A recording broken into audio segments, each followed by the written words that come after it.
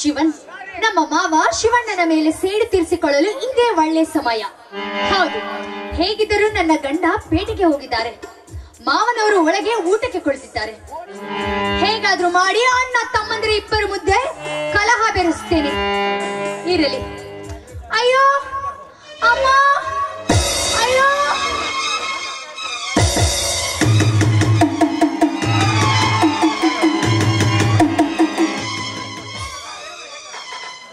ಏನಾಯ್ತಮ್ಮ ರಾಧಾ? ಮೈಯಲ್ಲಿ ಹುಷಾರಿಲ್ಲವೇ? ಏನಾಯ್ತು? ಮೇಲೆ ಹೇಳಮ್ಮ.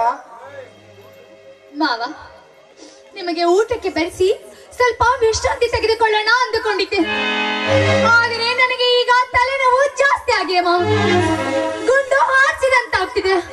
ಭಯಂಕರ ತಲೆನೋವು ಮಾವ, ಭಯಂಕರ ತಲೆನೋವು.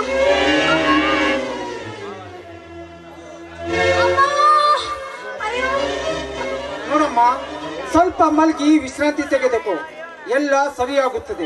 ಜೋರಾಗಿ ಬಂದ ತಲೆನೋವು ಮನುಷ್ಯನಿಗೆ ಸ್ವಲ್ಪ ತ್ರಾಸ ಮಾಡುತ್ತದೆ. ನಾನು ಈಗಲೇ ಹೋಗಿ ಡಾಕ್ಟರ್ನ ಕರೆದುಕೊಂಡು ಬರ್ತೀನಿ, ಸ್ವಲ್ಪ ತಡಿಯಮ್ಮ. ಅಯ್ಯೋ ಬೇಡ ಮಾವ, ನೋಡಿ ಈ ತಲೆನೋವಿಗೆಲ್ಲ ಡಾಕ್ಟರ್ಗೆ ಫೋನ್ ಮಾಡ್ತೀರಾ ಅಂತೀನಿ. ನೀವೇ ಸ್ವಲ್ಪ ಉಚ್ಚಿದ್ರೆ ಸಾಕು, ಎಲ್ಲ ಸರಿ ಹೋಗುತ್ತೆ ಮಾವ. ಅಮ್ಮ, ಅಯ್ಯೋ ಅಯ್ಯೋ ಪಾಪ, ಈ ಹಾಳಾದ ತಲೆನೋವು ನಿನಗೆ ಬರ್ಬೇಕೆ? ಸ್ವಲ್ಪ ಹಣೆ ಉಜ್ಜಿದ್ರೆ ಶಾಂತವಾಗಬಹುದು. ನಾನು ಈಗಲೇ ಹಣೆ ಉಜ್ಜುತ್ತೀನಿ, ಸ್ವಲ್ಪ ತಡಿಯಮ್ಮ.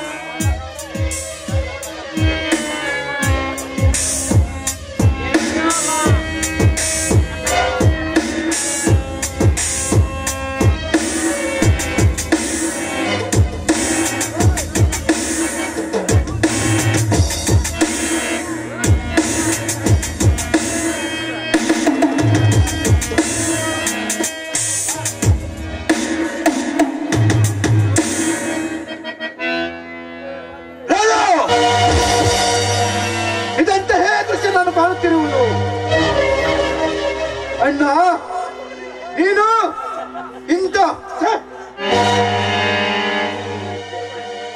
ಬನ್ನಿ ಸ್ವಾಮಿ, ಬನ್ನಿ. ನೀವು ಸರಿಯಾದ ಸಮಯಕ್ಕೆ ಬರದೆ ಹೋಗಿದ್ರೆ ನನ್ನ ಶೀಲ.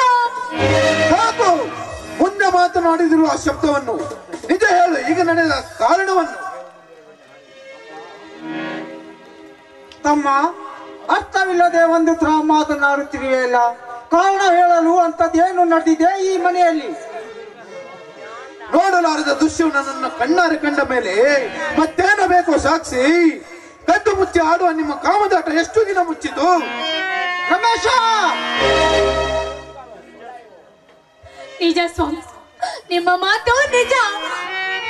ನೀವು ಮನೆಯಲ್ಲಿ ಇಲ್ಲದ ಸಮಯದಲ್ಲಿ ನಿಮ್ಮಣ್ಣ ಆಗಾಗ ಪೀಡಿಸ್ತಾ ಇದ್ರು.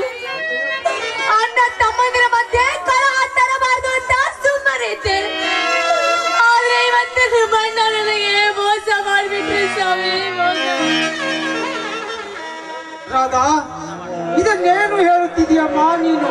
ನಾನಂತ ಹೊಲಸು ಕೆಲಸ ಮಾಡಿಲ್ಲ ಅಂತ ಬೇರೆ ಸುಳ್ಳು ಬೇರೆ ಹೇಳಿದೆಯಾ? ನಿಜ ಹೇಳು, ಈಗ ನಡೆದ ಸತ್ಯ ಸಂಗತಿಯನ್ನು. ಸ್ವಾಮಿ, ನಿಜಾನ ಹೇಳ್ತೀನಿ ಸ್ವಾಮಿ, ನಿಜಾನ ಹೇಳ್ತೀನಿ. ನಿಮ್ಮ ಮುಂದೆ ಸುಳ್ಳು ಹೇಳಿ ನಾನು ಯಾವ ಪಾಪಕ್ಕೆ ಗುರಿಯಾಗಲಿ? ಸ್ವಾಮಿ, ನೀವು ಪೇಟೆಗೆ ಹೋದಾಗ ನಿಮ್ಮಣ್ಣ ಮನೆಗೆ ಬಂದ್ರು. ಏನಂದ್ರು ಗೊತ್ತಾ? ಏನಂದ ಈ ಚಾಂಡಲ? ನೋಡಮ್ಮ, ಈ ಬಟ್ಲಲ್ಲಿ ಔಷಧಿ ಇದೆ, ಇದನ್ನ ಕುಡಿದ್ರೆ ಮಕ್ಕಳ ಪ್ರಾಪ್ತಿ ಆಗುತ್ತೆ ಅಂದ್ರು. ಮಕ್ಕಳ ಮಮತೆಯಲ್ಲಿದ್ದ ನಾನು ಅದನ್ನು ಕುಡಿದು ಬಿಟ್ಟೆ ಸ್ವಾಮಿ, ಕುಡಿದು ಬಿಟ್ಟೆ. ಅದು ಕುಡಿದ ತಕ್ಷಣವೇ ಮೂರ್ಛೆ ಹೋಗಿಬಿಟ್ಟೆ. ಎಚ್ಚರವಾದಾಗ ನೋಡ್ತೀನಿ ನಿಮ್ಮಣ್ಣ ನನ್ನನ್ನು ತಪ್ಪಿಕೊಂಡಿದ್ರು ಸ್ವಾಮಿ, ತಪ್ಪಿಕೊಂಡಿದ್ರು. ಸ್ವಾಮಿ, ಇದರಲ್ಲಿ ನನ್ನದೇನು ತಪ್ಪಿಲ್ಲ, ದಯವಿಟ್ಟು ನನ್ನನ್ನು ಕ್ಷಮಿಸಿ. ರಾಧಾ, ರಾಧಾ, ರಾಧಾ, ಇದೆಂತ ಅದ್ಭುತ ಕಥೆಯನ್ನು ರಚಿಸಿ ನಿರ್ಮಿಸಿದೀಯಮ್ಮ ನೀನು. ಯಾರು ಅಭಿಸಲಾರದ ಕುಹಕ ನಾಟಕವನ್ನು ನಟಿಸಿ ಈ ನಿನ್ನ ಮಾವನನ್ನು ಕೆಟ್ಟವನಾಗಿ ಮಾಡಿಬಿಟ್ಟೆ ಅಮ್ಮ, ಕೆಟ್ಟವನಾಗಿ ಮಾಡಿಬಿಟ್ಟೆ. ಓಹೋ, ಬಾರಿ ಶ್ರೀ ಕೃಷ್ಣ ಪರಮಾತ್ಮನ ಮಗನಿವನು. ನಿನಗೆ ಇಂಥ ಕೆಟ್ಟ ಹೆಸರು ಹೇಗೆ ಬಂತು? ಮಾಡಲಾರದ ಎಲ್ಲ ಕೆಲಸ ಮಾಡಿ ಈಗ ಕಣ್ಣಿನ ನಾಟಕ ಬೇರೆ. ನನ್ನಣ್ಣ ಇಂಥ ಕೆಟ್ಟವನಲ್ಲ ಅಂತ ನಾನು ತಿಳ್ಕೊಂಡಿದ್ದೆ. ಆದರೆ ಒಡ ಹುಟ್ಟಿದ ತಮ್ಮನ ಸಂಸಾರದಲ್ಲಿ ವಿಷ ಬೆರೆಸಿದೆಯಲ್ಲ, ರಾಜಾಗುವುದಿಲ್ಲವೇ ನಿನ್ನ ಜನ್ಮಕ್ಕೆ? ತಮ್ಮನ ಹೆಂಡತಿ ಎನ್ನುವ ಭಾವನೆ ಆದ್ರೂ ಮೂಡಬಾರದೆ ನಿನ್ನ ಆತ್ಮದಲ್ಲಿ? ಎಂತ ಕೆಟ್ಟ ಕೆಲಸ ಮಾಡಿಬಿಟ್ಟೆ ಅಣ್ಣ, ಎಂತ ಕೆಟ್ಟ ಕೆಲಸ ಮಾಡಿಬಿಟ್ಟೆ. ನಿನ್ನಂತ ಕಾಮುಕನಿಗೆ ಅಣ್ಣನಾಗಿ ಕರೆಯಲು ನನಗೆ ನಾಚಿಕೆ ಆಗ್ತಾ ಇದೆ. ನಿಜವಿದೆ ತಮ್ಮ ನಿನ್ನ ಮಾತು. ಪ್ರತ್ಯಕ್ಷ ಕಂಡರೂ ಪ್ರಮಾಣಿಸಿ ನೋಡಬೇಕು. ಆದರೆ ಕದ್ದು ಹಾಲು ಕುಡಿಯುವ ಬೆಕ್ಕು ಮನೆಯ ಒಡೆಯ ನೋಡಿ ನಿಂತಾಗ ಹಾಲು ಕುಡಿಯುವ ಬೆಕ್ಕು ಸಾಕಿದ್ದಾದರೆ ಅಲ್ಲೇ ನಿಲ್ಲುತ್ತದೆ. ಅಡವಿಯ ಬೆಕ್ಕಾದರೆ ಒಡೆಯನನ್ನು ಕಂಡ ತಕ್ಷಣ ಓಡಿ ಹೋಗುತ್ತದೆ. ಇಷ್ಟಾದ್ರೂ ನೀನೇಕೆ ಅರ್ಥ ಮಾಡಿಕೊಳ್ಳಬಾರದು ತಮ್ಮ? ನೋಡಿದಿರ ಸ್ವಾಮಿ, ನಿಮ್ಮಣ್ಣ ಮಾಡುವ ಮಾತನ್ನು ಕೇಳಿದ್ರ? ಅಡವಿಯ ಬೆಕ್ಕಂತೆ ಅಲ್ಲ, ಈ ಅಡವಿಯ ಬೆಕ್ಕಿಗೆ ಒಡೆದ ಹಾಲಾದ್ರೇನು ಸುಟ್ಟ ಹಾಲಾದ್ರೇನು, ಕುಡಿದು ಪಾರಾಗುವುದೊಂದೇ ಇದರ ಕೆಲಸ. ರಾಧಾ, ನೀ ರಚಿಸಿದ ಈ ನಾಟಕದ ಮುನ್ನುಡಿ ನನಗಿಂದು ಅರ್ಥವಾಯ್ತಮ್ಮ. ಬೆಳ್ಳಗಿದ್ದೆಲ್ಲ ಹಾಲೆಂದು ಭಾವಿಸಿ ಕುಡಿದ ಬೆಕ್ಕು ಹಾಲು ಕುಡಿದು ಸ್ವಲ್ಪ ತಡವಾಗಿ ಆಲೋಚನೆ ಮಾಡಿದ ಗೊತ್ತಾಯ್ತು ತಾನು ಕುಡಿದಿದ್ದು ಹಾಲಲ್ಲ, ಸುಣ್ಣದ ತಿಳಿ ನೀರೆಂದು. ಅದಕ್ಕೆ ಬಲ್ಲವರು ಹೇಳುತ್ತಾರೆ, ಹೆಣ್ಣು ಎನ್ನುವುದು ಮಾಯೆ, ಅದನ್ನು ಗೆಲ್ಲುವುದೇ ಈ ಜಗತ್ತಿನ ಕಾಯೆ ಎಂದು.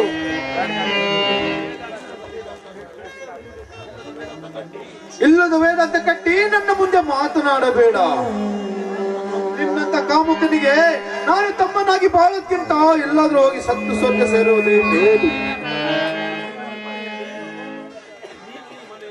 ನೀನು ಈ ಮನೆಯಲ್ಲಿ ಯಾವ ಸುಳ್ಳೆಯನ್ನಾದ್ರೂ ತಂದು ಆಳಿಕೊಂಡಿರು. ನಾನು ನನ್ನ ಹೆಂಡತಿಯನ್ನು ಕಟ್ಕೊಂಡು ನಾನೇ ಈ ಮನೆ ಬಿಟ್ಟು ಹೋಗುತ್ತೇನೆ. ಬಾರಾದ ಹೋಗೋಣ. ನಿಲ್ಲು ರಮೇಶ, ನಿಲ್ಲು. ಈ ಮನೆಯಿಂದ ನೀವು ಕಾಲ್ ಕಿತ್ತರೆ ನನ್ನ ಆಣೆಯಾಗಿದೆ. ಅಂದು ನನ್ನ ಎತ್ತಮ್ಮನಿಗೆ ನಾನು ಕೊಟ್ಟ ವಚನವನ್ನು ಪಾಲಿಸಬೇಕಾದರೆ ನೀವೇ ಈ ಮನೆಯಲ್ಲಿ ನಗು ನಗುತ್ತಾ ಇರಬೇಕು. ನಾನೇ ಮನೆ ಬಿಟ್ಟು ಹೋಗುತ್ತೇನೆ. ಅಂದು ನನ್ನ ತಾಯಿ ಸಾಯುವ ಮುನ್ನ ಏನ್ ಹೇಳಿದ್ರು ಗೊತ್ತೇ? ಮಗು ಶಿವನ, ಈ ನಿನ್ನ ತಾಯಿ ಈ ಮಣ್ಣಿನ ಋಣ ತೀರಿಸಿಕೊಂಡು ಮಾಯವಾಗುತ್ತಿದ್ದಾಳೆ. ಹೋಗುವ ಮೊದಲು ನನ್ನದೊಂದು ವಚನವನ್ನು ಪಾಲಿಸು. ನಿನ್ನ ಬೆನ್ನೆಯಿಂದ ಬಿದ್ದ ನಿನ್ನ ತಮ್ಮ ರಮೇಶ ಹಾಗೂ ಜ್ಯೋತಿಯ ಜೀವನ ಭಾರ ನಿನ್ನ ಮೇಲೆ ಇದೆ ಎಂದು ಏನು ಅರಿಯದ ಕಂದ ಮಗಳು ನಿನಗೆ ಭಾರವಾದವೆಂದು ನಡುವೆ ಕೈ ಬಿಡಬೇಡ. ಇದು ನನ್ನ ಹೆತ್ತಮ್ಮನ ಆಣೆಯಾಗಿದೆ ಎಂದು ಇಂದಿನಿಂದ ನಾನು ವಚನ ಭ್ರಷ್ಟನಾಗಿ ಬಿಟ್ಟೆ ತಮ್ಮ, ವಚನ ಭ್ರಷ್ಟನಾಗಿ ಬಿಟ್ಟೆ.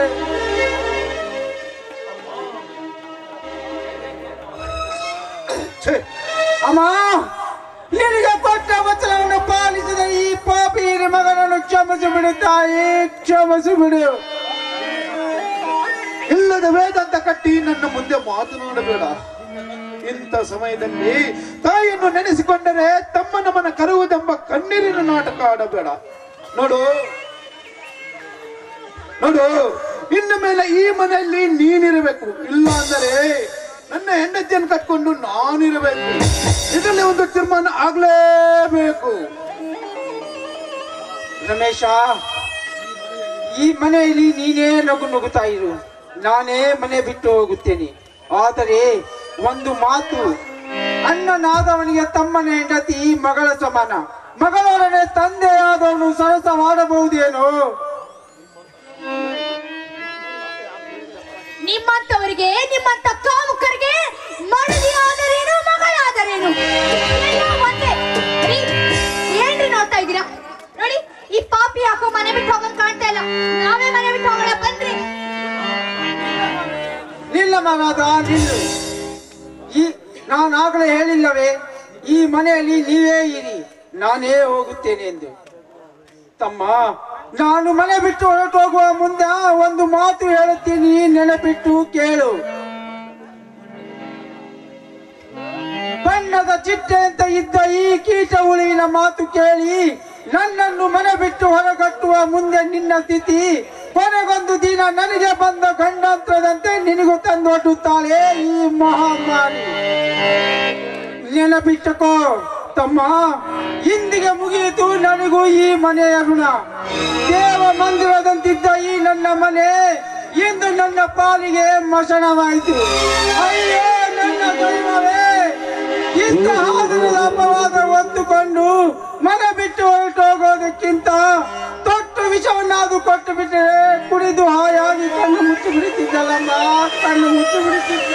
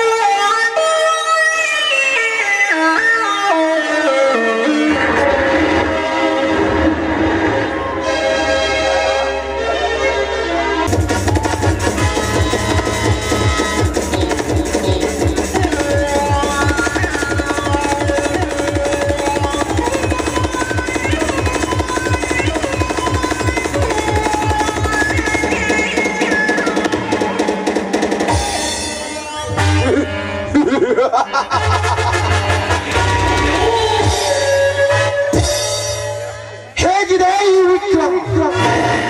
ಹೆಣದ ಮಹತ್ವದ ಮಹಾಜಲ. ನನ್ನ ಸಂಗತಿಗೆ ರಾಧನಿಗೆ ಊದಿದ ನಾನು ಊದಿದ ಪಿತೂರಿ ಪರ್ವತಕ್ಕೆ ಪ್ರತಿಧ್ವನಿಯಾಗಿ ಪ್ರಜ್ವಲಿಸಿತು. ರಮೇಶ ಶಿವನಿಗೆ ಇಲ್ಲದ ಕೆಟ್ಟ ಪಟ್ಟ ಕಟ್ಟಿ ಮನ ಬಿಟ್ಟು ಹೊರಗಿಟ್ಟಿದ್ದ ನಿನ್ನ ದಿಟ್ಟ ಸಾಧನೆಗೆ ನಾ ಕೊಟ್ಟ ಕಾಣಿಕೆಯನ್ನು ಗೊತ್ತೇ? ಈ ನಿನ್ನ ಮನದಿರಾದ ನನ್ನ ಬಹುಬಂಧನದ ಹೆಜ್ಜೆ ಮರುಳೇ. ಶಿವಣ್ಣನಿಗೆ ಬಂದ ಸ್ಥಿತಿ ಮುಂದೆ ನಿಮಗೂ ಬಾಳೆ ಇದೆ ಎಂದು ಮರೆಯದಿರು ಅಪವಿತ್ರ ಬಾಕಿ.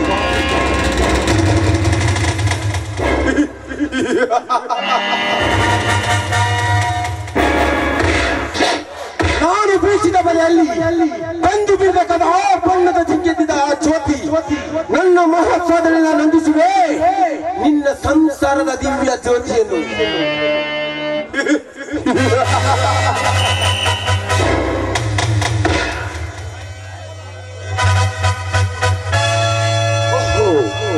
ಆ ಜ್ಯೋತಿ ಈತ ಕಡೆನೆ ಬರ್ತಾ ಇದ್ದಾಳೆ. ಹೇಗಾದ್ರೂ ಮಾಡಿ ಅವಳ ಮೇಲೆ ಬೀಸಬೇಕು ನನ್ನ ಮೋಸದ ಬಲೆಯನ್ನು.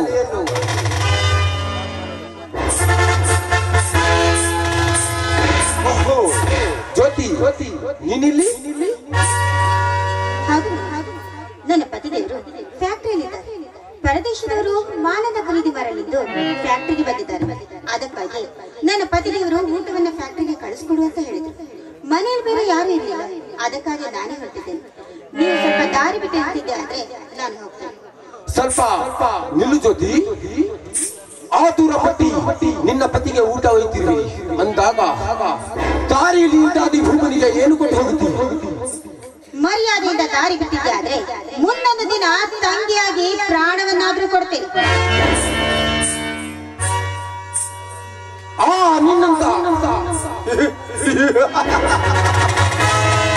ನಿನ್ನಂತ ಸುಂದರ ರಾಂಗಿನಿ ಪ್ರಾಣಕ್ಕೆ ಆಸೆ ಪಡೋನಲ್ಲ ಈ ವಿಕ್ರಮ್. ಸಾಗಿದ್ದು ನಿನ್ನ ಪ್ರಾಣಬಲ ಜೊತೆ ನಿನ್ನ ಪ್ರೇಮ ಸಂಭೋಗದ ಸುಂದರಿಯಾಗಿ ಇಂದು ಒಂದೇ ಒಂದು ಸಾರಿ ಸೆರಗ ಹಾಸಿದರೆ ಸಾಕು, ಸೂರ್ಯ ಒಂದು ಸಾಗಿ ಹೋಗೇ ಬಿಡ್ತೀನಿ. ಇಂಥ ಮಾತುಗಳನ್ನು ಮಾತಾಡೋದಕ್ಕೆ ನಾಚಿಕೆ ಆಗುವುದಿಲ್ವೇ ನಿನ್ನ ಹೇಸಿಗೆ ಜನ್ಮ? ಮುಚ್ಚ ಬಾಯ್, ಉಂಡವನಿಗೆ ಕಣ್ಣ ಹಾಕುವ ಕಳ್ಳನಿ. ನಿನ್ನಂತವನಿಗೆ ಪ್ರತಿನಿತ್ಯವೂ ಕೂಡ ಅನ್ನವನ್ನ ಹಾಕ್ತಾ ಇದ್ದಾರಲ್ಲ ನನ್ನ ಪತಿದೇವರು, ಅಷ್ಟು ಕೃತಜ್ಞತೆ ಬೇಡವೇನೋ ಶ್ವಾನವೇ? ಸೊಕ್ಕಿನಿಂದ ನಡೆಯುವ ಕೈಯಾಲಿದಿರುತ್ತಿ ನೀನು. ಈ ನಿನ್ನಂತ ರಂಗದ ಆತ್ಮನ ಉಂಡರೆ ನಮ್ಮ ಆತ್ಮಕ್ಕೆ ಶಾಂತಿ. ಸುಮ್ಮನೆ ಚೀಲದ ಶಿಖರವನ್ನೇರಿ ಕೈಲಾಸ ಕಾಣಬೇಡ. ಬಲಿದು ಒಂದಾಗು, ಬಾಯ್ದರ ಭೂಮಿ ಬಸಿರಾಗುವಂತೆ. ಬಸಿರು ಎನ್ನುವ ಪವಿತ್ರವಾದ ಶಬ್ದ ನಿನ್ನಂತವನ ಬಾಯಿಂದ ಬರಬಾರದು. ಆ ಪದದ ಅರ್ಥ ನಿನ್ನಂತವನಿಗೇನೋ ಗೊತ್ತಿದೆ. ನಿನ್ನಂತವನಿಗೆ ಹೇಸಿಗೆ ಆದ್ರೂ ಒಂದೇನೆ, ಅನ್ನ ಆದ್ರೂ ಒಂದೇ. ಹೀಗಿರ್ಬೇಕಾದ್ರೆ ಇವೆರಡು ಒಂದೇ ಎಂದು ತಿನ್ನುವ ಶ್ವಾನ ನೀನು. ಸಾಕು ಬಾಯಿ ಮುಚ್ಚೆ ಹುಯಿಮಾಲಿ. ನೀನು ಕರೆದ ಮಾತ್ರಕ್ಕೆ ಗಂಭೀರವಾಗಿ ಉಪ್ಪು ಹೇಳಬೇಡ. ನಿನ್ನ ದೊಡ್ಡಸ್ತಿಗೆನು ಜೊತೆ ಈ ಕಾಡಿನಲ್ಲಿ ಒಂಟಾಗಿ ನನ್ನ ಕೈಲಿ ಸಿಕ್ಕು ಬಿದ್ದ ಜಿಂಕೆ ನೀನು.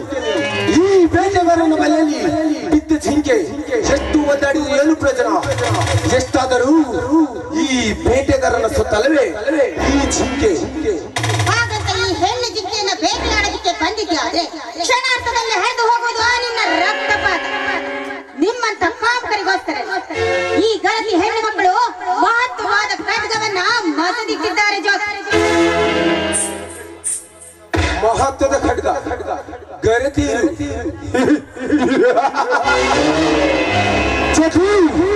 ನಿನ್ನಂತ ಗರತೀರು ಎಂತ ಖಡ್ಗವನ್ನು ಮಚಿದರು ಕತ್ತರಿಸಲಾರದು ಈ ನನ್ನ ಕತ್ತನ್ನು.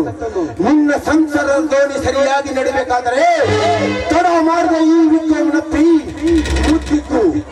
ಅನ್ನ ಹಾಕಿದ ಮನೆಗೆ ಕಣ್ಣು ಹಾಕಬೇಕಾದರೆ ಚೆನ್ನಾಗಿ ಅರ್ಥ ಮಾಡಿಕೋ. ಈ ವಿಂಗನ ಮನ ತಾಕತ್ತು.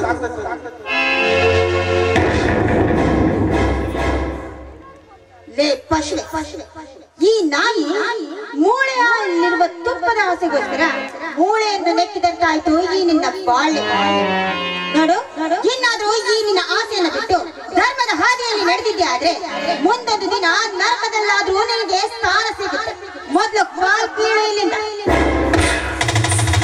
ಹಾಗಾದರೆ ನನ್ನನ್ನು ಸ್ವಲ್ಪ ಬಿಗಿದಿಪ್ಪಿ ಮುತ್ತಿಕ್ಕು. ನಿನ್ನ ಸುಂದರ ಬಣ್ಣದ ಮೆತ್ತನೆ ಮೈ ತೊಗಡ ಪಿಗೆಯಲ್ಲಿ ಜೀವ ಶಾಂತಿ ಹೊಂದರೆ ಸ್ವಲ್ಪ ಹೊತ್ತು. ಮಧ್ಯದಲ್ಲಿ ಅದು ಏನು ಅಡಗಿದೆಯೋ ಹೊತ್ತು ಮೀರಿದಂತೆ ನನ್ನ ಹೃದಯ ರಂಗದಲ್ಲಿ ಪುಟಿಗೇಳುತ್ತಿದೆ. ನಿನ್ನ ಅದರ ಸಿಬಿ ಉಣ್ಣಬೇಕೆಂಬ ಹಂಬಲದ ಸತ್ತು. ಬಾಯನ್ನ ಕಾಮಿಂಗಿನಿ, ಕೈ ಬಿಟ್ಟು ಮಾತಾಡೋ ರಾಕ್ಷಸ. ಈ ರೀತಿ ನನ್ನ ನಾನೇನು ಕೆಳಗಿದ್ದೆ ಆದ್ರೆ ನಿನ್ನ ಪಾಲಿಗೆ ನಾನು ರಾಕ್ಷಸಿ ಆಗಬೇಕಾದಿತ್ತು. ಜೋಕ್ ಒಳ್ಳೆ ಮಾತಿಂದ ಹೇಳ್ತಾ ಇದ್ದೀನಿ, ಸುಮ್ಮನೆ ಇಲ್ಲಿಂದ ಹೊರಟು. ಜ್ಯೋತಿ, ನನ್ನನ್ನು ಕೊಲ್ಲಲು ಬಂದ ಪ್ರಾಣಿಗಳಿಗೆ ಹೇಗೆ ಮಾಟ ಮಾಡಬೇಕು ನನಗೆ ಚೆನ್ನಾಗಿ ಗೊತ್ತು. ಈ ನನ್ನ ದೇಹದ ಸಾಮ್ರಾಜ್ಯದಲ್ಲಿ ಸ್ವಲ್ಪ ಹೊತ್ತು ನಿನ್ನ ಹೃದಯದ ಮೇಲೆ ಬರೆದು ಕಳಿಸುವೆ ಒತ್ತಕ್ಷರಗಳ ರಕ್ತಾಕ್ಷರ. ಪಾತ್ರೆಯೇ ಎಂದಾದರೂ ಈ ವಿಕ್ರಮನ ಜಾಲದಲ್ಲಿ ಬಂದು ಬೇಡಬೇಕಾದ್ರೆ ನನ್ನ ಬಾಳು ನನ್ನಿಂದಲೇ ಹಾಳು. ಬಾ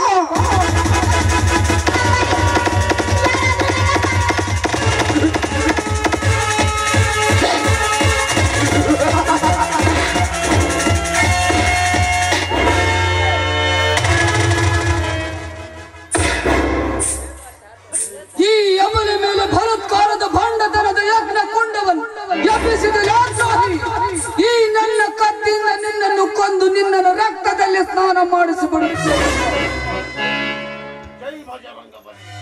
ಜೈ ಬಜರಂಗ. ಆದ್ರಿಂದ ಅವನ್ನ ಕೊಂದಿದ್ದಾರೆ, ನನ್ನ ಮೇಲೆ ಆಣೆಯಾಗಿದೆ. ನೋಡೋಣ, ಈ ನಿನ್ನ ಕೋಪಕ್ಕೆ ಅವನ ಪ್ರಾಣ ಎಷ್ಟರ ಮಾತು ಹೇಳು. ಬಿಟ್ಟು ಬಿಡ. ಈ ನಿನ್ನ ಕೋಪಕ್ಕೆ ಸ್ವಲ್ಪ ಶಾಂತಿಯಲ್ಲಿ ತಂದು. ಜ್ಯೋತಿ, ಆಣೆ ಇಟ್ಟು ಎಂತ ಕೆಲಸ ಮಾಡಿಬಿಟ್ಟೆಮ್ಮ ನೀನು. ಇಂಥ ಚಂಡಲದ ರುಂಡ ಚಂಡಾಡಿ ನಿಮ್ಮಂತ ಗಣತಿಯ ಹಣೆಯ ಮೇಲೆ ನಿತ್ಯ ಬೆಳಗುವ ಸಿಂಧೂರನಂತೆ ಹಚ್ಚಿಬಿಟ್ಟು ತಿಲಕವನ್ನು. ಬೇರೆ ಜೀವನದಿಂದ ಬಂದು ಈ ನಿನ್ನ ಧೈರ್ಯಕ್ಕೆ ಧಕ್ಕೆಯನ್ನು ತಂದ್ಕೋಬೇಕು. ಇನ್ನಾದ್ರೂ ಧರ್ಮದ ಮಾರ್ಗದಲ್ಲಿ ನಡೆದು ಒಳ್ಳೆ ಬಾಳನ್ನ ಬಾಳಲಿ ಬಿಟ್ಟು ಬಿಡಿ. ಹೇ ಕಾಳಿಂಗ, ನನ್ನ ಮಾನವತ್ವಕ್ಕೆ ಮುನ್ನೆ ತಿರುಗಿ ಕೊಟ್ಟು ನನ್ನನ್ನು ಅಪಮಾನಗೊಳಿಸಿದ್ಯಾ? ಕಾಳಿಂಗ, ಕೋಪದಿಂದ ನನ್ನನ್ನು ಕೊಂದು ಹಾಕಬೇಕಮ್ಮ ನಿಮ್ಮ ಇಚ್ಛೆ ಫಲಿಸಲಿಲ್ಲವೇ?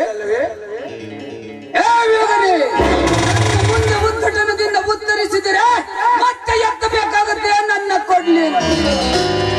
ನಿನ್ನನ್ನು ಕೊಲ್ಲುವ ಮುನ್ನ ನನ್ನ ತಂಗಿ ಓಣೆ ಆಗಿದ್ದ ಮೇಲೆ ತೀರಿತು. ಬದುಕೊಂಡು ನಿನ್ನ ತಾಯಿ ಮಡಿಲು ತಣ್ಣಗಿತ್ತು. ಬದುಕೊಂಡ ಮಗನೇ ಬದುಕು ಹೋಗು. ಇನ್ನು ಒಂದು ಕೂಡ ಇಲ್ಲಿ ಒಂದು ಕ್ಷಣ ನಿಂತಿದ್ದರೆ ನನ್ನ ಕೊಡ್ಲಿ ನನ್ನನ್ನು ಕಳೆದು ಈ ತಾಯಿ ಚಾಮುಂಡೇಶ್ವರಿಗೆ ನಿನ್ನ ರಕ್ತದ ಸ್ನಾನ ಮಾಡಿಸ್ಬಿಡ್ತೇನೆ ಮಗನೇ. ಹೋಗ್ತೀನಿ ಕಾಳಿಂಗ, ಹೋಗ್ತೀನಿ. ಆದ್ರೆ ನಾನೊಂದು ಪ್ರಾಣ ಮಾಡಿ ಬರ್ತೀನಿ ಕಾಳಿಂಗ. ಈ ಅಧ್ಯಾಯ ಇಷ್ಟಿಗೆ ಮುಗಿದಿಲ್ಲ. ನೆನ್ನೆ ಬಿಟ್ಕೋ, ಬರ್ತೀನಿ. ಹೇ ಕಾಳಿಂಗ, ಕರೆ ಕಾಗಿ ಮನೆಯಲ್ಲಿ ಹೋಗ್ಕೊಂಡರೆ ಕೇವಲ 6 ತಿಂಗಳ ಮನೆ ಬಿಡಬೇಕು. ಬಟ್ ಈ ಹುಡುಗರ ಮನೆಯಲ್ಲಿ ಹೋಗ್ಕೊಂಡರೆ ಹುಡುಗುವುದು ಮಂತ್ರ ಘೋಷಣವಲ್ಲ, ಮರಣ ಮೃದಂಗ.